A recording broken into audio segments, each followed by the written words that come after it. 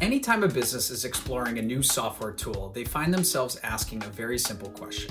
Shouldn't we just build this ourselves? Now, the answer itself isn't always so simple, but it really boils down to two things: time and cost. If you're like the 99% of businesses that are even somewhat constrained by bandwidth, the first thing you have to ask yourself is this in our core competency as a business? If it's not, and there are no plans for it to be in the future, you can stop watching. You should just buy it. Do you really want to change the course of your product roadmap, reassign resources, do scope, do testing, QA, launch it, maintain it, continue to add features, continue to enhance it, all for something that you don't really do? Time is a resource you cannot get back. And I can tell you from personal experience that underestimating the time and effort needed to build a new product can have catastrophic consequences in the future.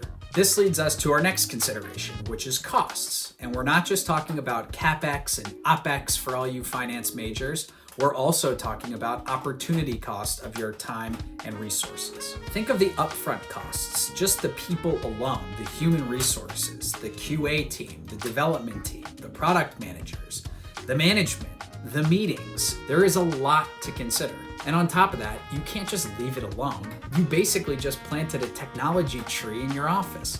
You need to water it and prune it and make sure that it grows. Otherwise, it'll die and you will be hurt in the process. And think of all of the other things that you could be spending your time on. Every great entrepreneur or CEO talks about one thing: focus, focus, focus. So before you dive down the shiny new technological rabbit hole or let your development team convince you that they can build it in a weekend, we would recommend looking very closely at the time and cost efforts needed.